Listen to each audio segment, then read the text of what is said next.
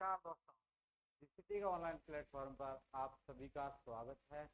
मैं ओम प्रकाश जाट आपके सामने लाया हूँ जीव विज्ञान की क्लासेस। तो आज का अपना टॉपिक होगा दोस्तों, जीवाणुओं का सामान्य परिचय, general introduction of bacteria.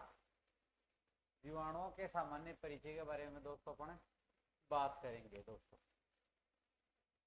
Topic का क्या नाम है दोस्तों? जीवाणु। क्या नाम है दोस्तों?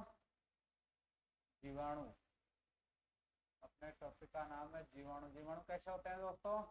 एक कोशिकीय होते हैं, यानी इनका शरीर कैसी कोशिकाओं से बना होगा? सिर्फ एक कोशिका से ही बना होगा।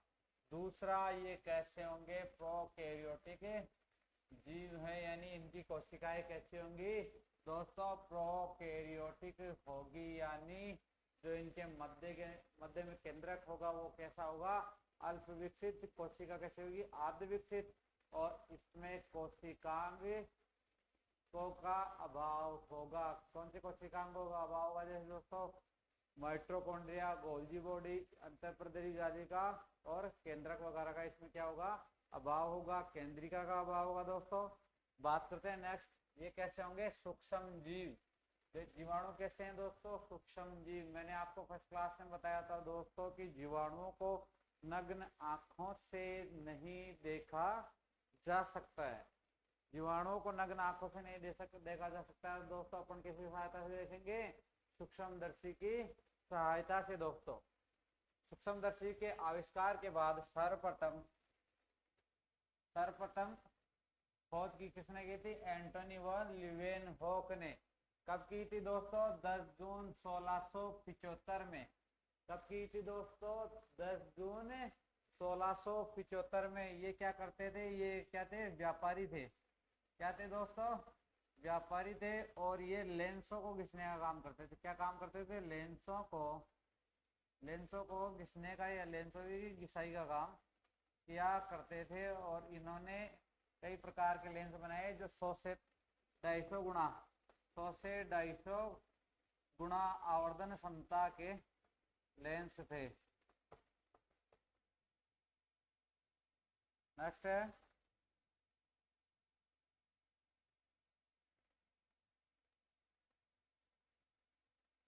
हाँ नेक्स्ट है जीवाणुओं के लक्षण। दोस्तों नेक्स्ट बात आती है जीवाणुओं के लक्षण कैसे होते हैं दोस्तों? जीवाणु कैसे होंगे? सर्वव्यापी।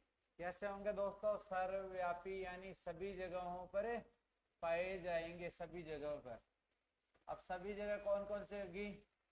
थल यानी मृदा के ऊपर, वायु में, थल, वायु व जल में, यानी तीनों प्रकार के आवासों में ये पाए जाते हैं, जल, थल और वायु।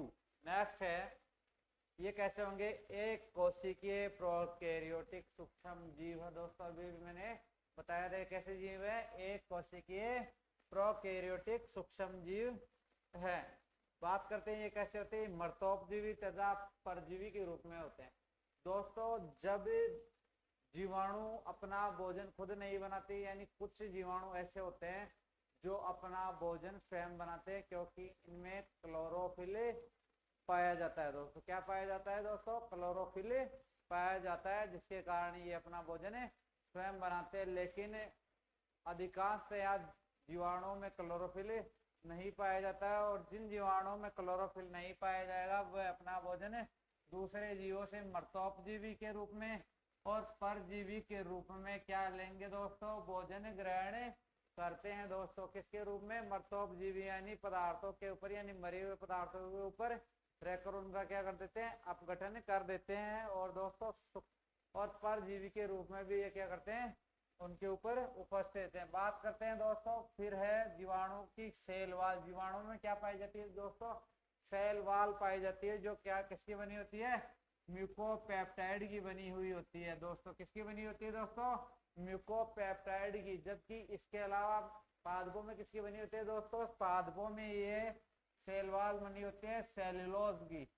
सेल्यूलोज और इसमें किसकी बनी होती है, म्यूकोपेप्टाइड्स की। म्यूकोपेप्टाइड्स की बनी होने के कारण ये क्या होती है दोस्तों, कठोर होती है दोस्तों। नेक्स्ट है अन्य प्रोकैरियोटिक जैसे नीलहरी शैवालों के समान इनमें सुस्पष्ट केंद्रक, केंद्रक कला, केंद्रक के ऊपर जो कला पाई जाती है वो केंद्रक कला, तथा केंद्रिका का क्या भाव होता है। केंद्रिका कहाँ पाई जाती है दोस्तों, केंद्रक के अंदर। और कोशिका की खोज किसने की थी सर्वप्रथम दोस्तों, सेल। सेल की खोज किसने की थी दोस्तों, कोशिका की खोज सर्वप्रथम किसने की थी, रॉबर्ट हुक ने। हाँ दोस्तों, केंद्रक की खोज किसने की थी, केंद्रक की खोज की थी दोस्तों रॉबर्ट ब्राउन ने। Robert brown. और केंद्रक के अंदर जो केंद्रिका होती है, और केंद्रिका की खोज की थी फोंटानो नामक वैज्ञानिक ने। किसने, फोंटानो, फोंटानो नामक वैज्ञानिक ने खोज की थी दोस्तों। बात करते हैं नेक्स्ट, इनमें आरएनए, राइबोज न्यूक्लिक एसिड और डीएनए यानी डीऑक्सी राइबोज न्यूक्लिक एसिड यानी दोनों प्रकार के न्यूक्लिक अम्ल पाए जाते हैं। कौन से प्रकार के न्यूक्लिक अम्ल पाए जाएंगे दोस्तों, आरएनए और डीएनए दोनों प्रकार के न्यूक्लिक अम्ल इसमें पाए जाते हैं। किसमें, जीवाणु के बारे में बात करें दोस्तों, जीवाणु के अंदर। नेक्स्ट है इनमें माइटोकॉन्ड्रिया, माइटोकॉन्ड्रिया, गोल्जी बॉडी, अंतःप्रदेही जालिका का क्या होता है, इनमें अभाव होता है। ये सारी चीजें कौन सी हैं, कोशिकांग दोस्तों। कोशिकांग इसमें क्या होगा, अभाव होगा। इसीलिए इसे किसमें रखा गया है, प्रोकैरियोटिक कोशिकाओं के अंतर्गत रखा गया है, प्रोकैरियोटिक जीवों के अंतर्गत रखा गया। अब बात करते हैं दोस्तों, कोशिका में श्वसन का कार्य मीजोसोम्स के द्वारा होगा। कोशिका में श्वसन का कार्य किसके द्वारा होगा दोस्तों, मीजोसोम्स के द्वारा। और मीजोसोम्स कहाँ पे पाए जाएंगे दोस्तों, जो इसकी कोशिका झिल्ली होगी वो क्या होगी, अंतर्वलन के द्वारा मुड़ जाएगी। और अंतर्वलन होने के स्थान पर जैसे ये कोशिका झिल्ली और अंतर्वलन हुआ, या फिर ये आगे गए अंतर्वलन हुआ, तो यहाँ क्या पाए जाएंगे, मीजोसोम्स। क्या पाए जाएंगे, मीजोसोम्स, जो क्या कार्य करते हैं, कोशिका श्वसन का कार्य करते हैं। दूसरा है ये कैसे होंगी, स्वयंपोषी जीवाणुओं में, स्वयंपोषी जीवाणु यानी जो जीवाणु कैसे होंगे, स्वयंपोषी होंगे। उनमें क्या पाया जाएगा, क्लोरोफिल पाया जाएगा, जिससे वो क्या कर सकते हैं, आसानी से प्रकाश संश्लेषण की परिघटना कर पाए और अपना भोजन बना लेंगे दोस्तों। बात करते हैं नेक्स्ट, इनमें क्लोरोफिल ए का अभाव होता है दोस्तों। साधारणतः पादपों में क्लोरोफिल ए पाया जाता है, जिससे क्या बनता है, प्रकाश संश्लेषण की घटना होती है क्लोरोफिल ए में, और क्या बनाएगी, भोजन का निर्माण करेगा। बात करते हैं नेक्स्ट, अलैंगिक जनन। अलैंगिक जनन इसमें विखंडन के द्वारा होगा दोस्तों। किसके द्वारा होगा, विखंडन के द्वारा, फिजन के द्वारा। बात है नेक्स्ट, लैंगिक जनन इसमें स्पष्ट रूप से नहीं पाया जाता है। लैंगिक जनन जो होगा दोस्तों इसमें स्पष्ट रूप से नहीं पाया जाता है। क्यों स्पष्ट रूप से नहीं पाया जाता, तो क्या होगा दोस्तों, लेकिन इसमें क्या होगा, डीएनए क्या होगा, आनुवांशिक पुनर्योजन होगा। किसका, आनुवांशिक न्यूक्लिक अम्ल का क्या होगा, आनुवांशिक पुनर्योजन होगा। और ये आनुवांशिक पुनर्योजन की घटना तीन प्रकार से होगी। कितने प्रकार से, 3 प्रकार से दोस्तों। पहला है संयुग्मन के द्वारा, दूसरा है पराक्रमण के द्वारा, और थर्ड है रूपांतरण के द्वारा। नेक्स्ट बात करते हैं दोस्तों, जीवाणु के कारण ही नाइट्रोजन, जीवाणुओं के कारण क्या दोस्तों, नाइट्रोजन व कार्बन चक्र निरंतर चल रहे हैं, जिससे पृथ्वी पर क्या हो रही है, जीवन का अस्तित्व संभव हो पा रहा है। यानी पृथ्वी पर जो नाइट्रोजन चक्र चल रहा है, नाइट्रोजन चक्र में कौन हेल्पफुल है, जीवाणु। क्योंकि ये क्या करते हैं, पदार्थों का विघटन करेंगे, अकार्बनिक पदार्थों कार्बनिक पदार्थों में तोड़ेंगे, जिससे क्या होगी, नाइट्रोजन मुक्त होगी। और कुछ पादपों की जड़ों में, जैसे राइजोबियम जीवाणु लेगुमिनस कुल की पादपों की जड़ों में रहकर क्या करता है, नाइट्रोजन स्थिरीकरण का कार्य करता है। यानी नाइट्रोजन को किसमें तोड़ता है, N2 में, अमोनिया को। नेक्स्ट है जीवाणुओं में पादपों के समान गुण। दोस्तों जीवाणुओं में पादपों के समान क्या क्या गुण है उसके बारे में बात करें अपन। पादपों की सेल वॉल किसकी बनी होती है दोस्तों? सेल्यूलोज की। और कुछ जीवाणुओं की सेल वॉल भी कैसी बनी होगी? सेल्यूलोज की बनी हुई होती है, जिससे ये किससे समान समानता दर्शाते हैं? पादपों के समान समानता दर्शाते हैं। फिर बात करें, कुछ जीवाणु पादपों की तरह तंतुनुमा आकार में वृद्धि करते हैं। कुछ जीवाणु किस आकार में वृद्धि करते हैं? तंतुनुमा आकार में वृद्धि करते हैं। फिर है, ये कैसे होंगे? स्वयंपोषी जीवाणु, यानी जो स्वयंपोषी जीवाणु होंगे वो क्या करेंगे? कार्बनिक पदार्थों को अकार्बनिक पदार्थों में तोड़ते हैं। किस में तोड़ते हैं? कार्बनिक पदार्थों को अकार्बनिक पदार्थों में तोड़ते हैं। और अकार्बनिक पदार्थ कौन से? CO2, H2O को कार्बन डाइऑक्साइड, और H2O को किस में तोड़ेंगे? कार्बनिक पदार्थों में। और ऑक्सीजन का क्या करेंगे? रिलीज करेंगे, ऑक्सीजन का निर्माण करेंगे। बात करते हैं आगे, कोशिका भित्ति के द्वारा क्या होता है दोस्तों? भोज्य पदार्थों को, कोशिका भित्ति के द्वारा जो भोज्य पदार्थ होते हैं उन्हें घुलनशील अवस्था में क्या किया जाता है दोस्तों? अवशोषण किया जाता है। यानी भोज्य पदार्थों का कोशिका भित्ति के द्वारा घुलित अवस्था में अवशोषित करना क्या पादपों के समान समानता दर्शाता है दोस्तों? इसीलिए इसे पादपों के समान समानता में रखा गया है। नेक्स्ट है, कार्बनिक नाइट्रोजन से सभी प्रकार के एमिनो अम्लों का निर्माण। सभी प्रकार के एमिनो अम्ल यानी 20 प्रकार के एमिनो अम्ल किसका निर्माण करते हैं? प्रोटीनों का। और जो एमिनो अम्ल है वो कार्बनिक कहां से होंगे? कार्बनिक नाइट्रोजन से। कौन करेगा? जीवाणु करते हैं दोस्तों। बात करते हैं नेक्स्ट, जीवाणुओं की कोशिका संरचना व जनन विधिया थैलाफाइटा समूह के पादपों के समान है। जीवाणुओं की कोशिका संरचना दोस्तों और इनकी जो जनन की विधियां हैं वो कौन से? शैवालों के जो थैलाफाइटा समूह के पादप है उनसे क्या करती है? समानता दर्शाते हैं दोस्तों। नेक्स्ट है, जीवाणुओं व कवकों के बीच की संक्रामी अवस्थाएं, यानी जीवाणुओं व कवकों के बीच संक्रामी अवस्थाएं जैसे लाइकेन हुआ, ये क्या है? दोनों के मध्य की अवस्थाओं को दर्शाते हैं दोस्तों। नेक्स्ट है,